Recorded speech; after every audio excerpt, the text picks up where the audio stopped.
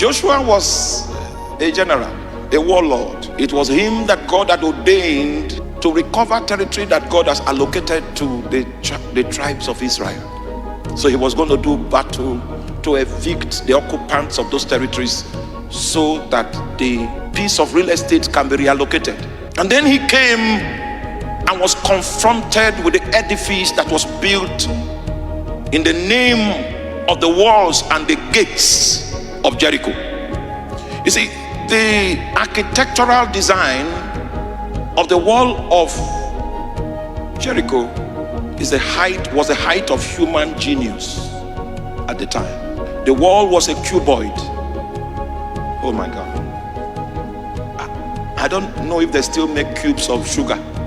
In the 80s, we had something called a cube of sugar. Do they still make the cubes? So the young ones don't know what we mean by a cube of sugar. The wall was a cuboid. So if you push the wall and it falls this way, it will still be the same height it was when it was standing this way. If you push it and it falls this way, it will still be the same height because it's a cuboid. And the meaning of that is that it was designed as a military defense system that no human tactic can breach. So there was no need for you to confront Jericho because you can't take Jericho. And when the general Joshua came to take inventory of what they were up against, because God insisted that Jericho must be taken, he checked the walls and saw how fortified the fortress was. There was no trick of military tactics that you could adopt to take that city. He decided to leave the camp to go meditate. And when he left the camp to go meditate, God now felt, let's help this boy. Let's help him. It will interest you to know that if you want to understand the wars of Israel, you will need to know that the army of Israel were not just made of physical soldiers. There was a supernatural army that was coordinating with the physical army. Because all of his calculations were based on the fact that it is me and my army that will fight this battle. So let's help this boy, let's help him. So God opened his eyes to see the captain of the angelic side of the same army. I know you are not with me, but I'm trying to bring you back. He had to open his eyes to see that there was a spiritual side to our wars. And that was why Moses will pray a prayer and say, if you will not go with us, if your immortal dimension will not become the reality that travels with us overhead, no need for us to go. Even though God told him that, well, I will send an angel. He says, we are not about to move now, because those were men that understood that the reason for victory was not tactics and brute strength. It was rooted in the spiritual context that was over the nation.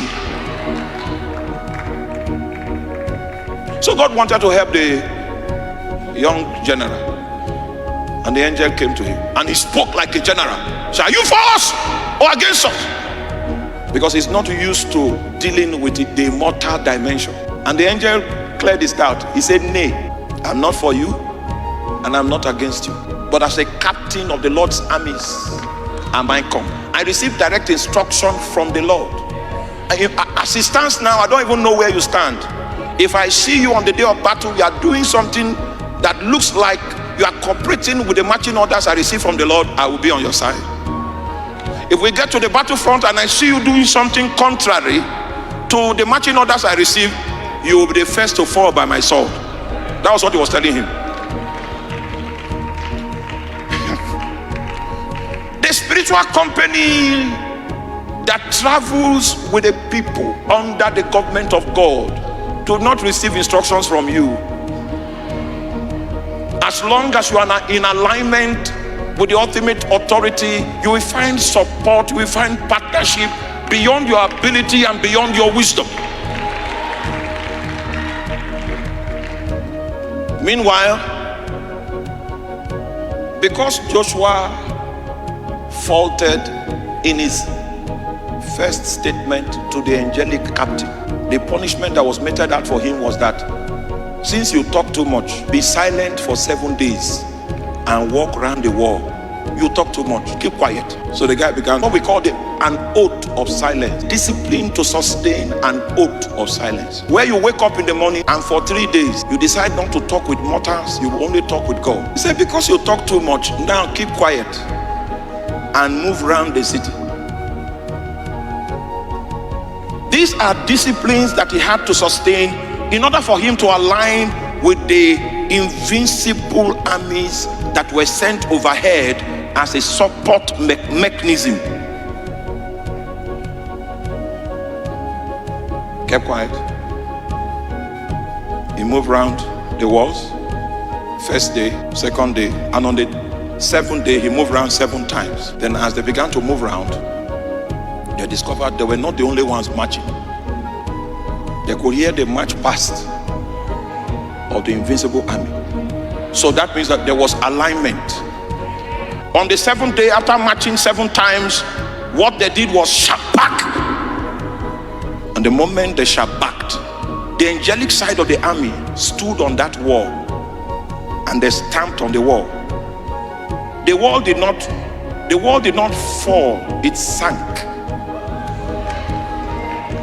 Now, I'm not trying to make you excited. I'm speaking from archaeological evidence. It sank in because the angels.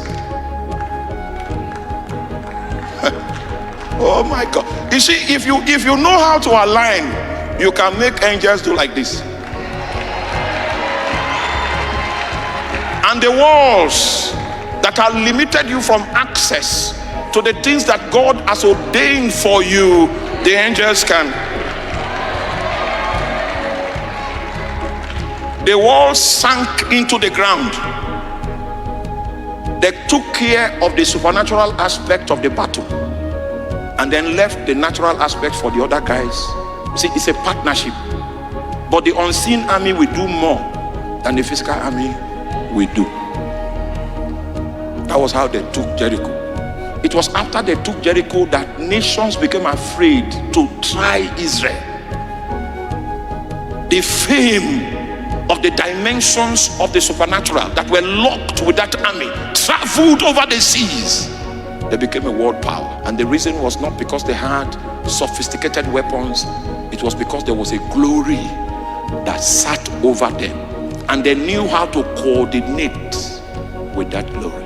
Don't forget, it says in that city, Jehovah Shammah. The reason why you cannot fully understand the city is because Jehovah Shammah. The reason why when you come to confront them in a battle you are not likely to win is because Jehovah Shammah, the Lord, is there.